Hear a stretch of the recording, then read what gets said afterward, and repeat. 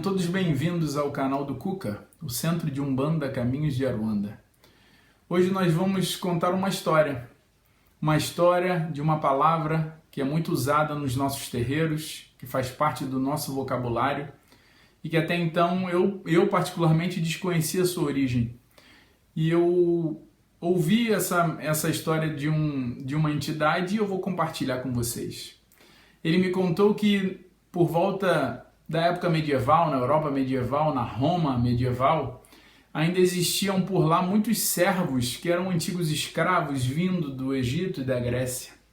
Muitos desses ainda cultuavam seus deuses, tinham suas manifestações religiosas, que incluíam, claro, manifestações espirituais. Os oráculos e os ciganos, as pitonisas, vindos das mais diversas partes do planeta para Roma, vender ali as suas adivinhações, as suas feitiçarias para os mais diversos tipos de gente, desde o humilde vassalo, passando pela nobreza e até mesmo a altas figuras do clero. Era a época da Inquisição da Igreja Católica, e todos aqueles que contrariavam as leis eclesiásticas eram facilmente condenados à morte.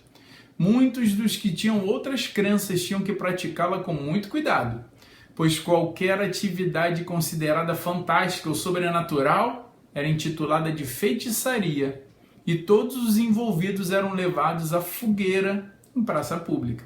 A gente já viu isso em vários filmes, não é assim? Pessoas com mediunidade ostensiva logo eram enquadradas como endemoniadas, e logo viria um representante da ordem clerical que cuidava dos exorcismos para tentar curá-lo e, em caso não conseguisse, prendê-lo. Até mesmo aqueles que conheciam bem a sua mediunidade, ao serem flagrados, apelavam para a desculpa de estarem sendo dominados pelo diabo e assim se livrar da fogueira. Para a igreja, e infelizmente para muitos ainda, hoje em dia, todos os espíritos que se manifestavam eram necessariamente demônios e deveriam ser expulsos, não importando o fato que a maioria das mensagens eram positivas, ou até mesmo predições, premonições, profecias de desastres que eram confirmados a posteriori. Foi então que, certa feita, foi recebida uma denúncia na igreja que havia uma pitonisa muito famosa que possuía muitos clientes, dentre eles nobres, burgueses de muitas posses. Sua influência estava sendo tão grande que até mesmo guerras e movimentos militares não aconteciam sem a prévia consulta mística. Logo, a mesma foi presa, levada a um convento, onde seguiria assim aos tribunais da Inquisição. E como ela não negava a presença dos espíritos e nem mesmo a sua participação nos atos, ela foi submetida a sessões de exorcismo com diversos padres, sacerdotes da Igreja Católica, e foram semanas. Diversas tentativas foram feitas sem que se lograsse o poder de expulsar dali qualquer entidade que se manifestava. Foi então que um frade se interessou pelo caso. Ele era recluso desse convento e passou a ter com a pitonisa encontros privados, onde o frade, muito inteligente, tentava ludibriar a pitonisa, mas frequentemente era surpreendido pelas palavras do dito demônio, que se dizia então um protetor, aquele que justamente lutava contra os demônios, e perguntava muitas e muitas vezes a ele: como posso eu ser um demônio se eu retiro este da vida das pessoas? Como eu posso ser considerado um demônio? Foi então que uma confiança mútua se criou.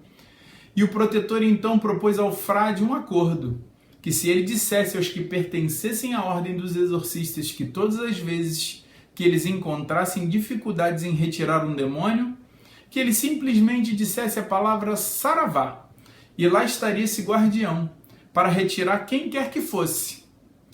O frade então levou essas informações aos demais clérigos e obviamente foi taxado de tolo, inocente. Muitos foram os que disseram que era ele, o frade, quem deveria passar por sessões de exorcismo, pois ele havia sido fascinado pelo diabo.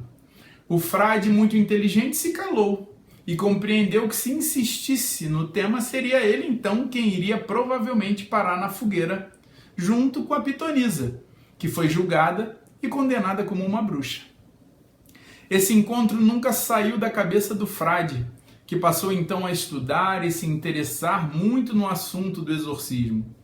Decidiu ele então abandonar a vida reclusa, se dedicar à prática do exorcismo e pôde comprovar ele próprio por diversas vezes a força da palavra Saravá. Não tinha dúvidas em dizer tais palavras quando era necessário, e sempre que o fazia, mais um demônio era retirado e afastado daquele que estava em sofrimento.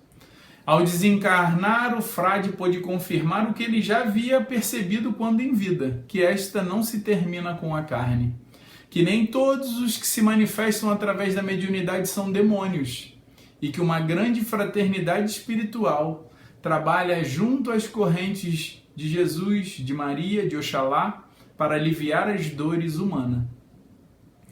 Hoje, esse frade trabalha na Umbanda, no Brasil, e junto a Pitonisa e o Guardião, fazem parte dessa imensa fraternidade espiritual que, unidos pelo amor a Oxalá, levam a todos nós a caridade, a fraternidade e a fé.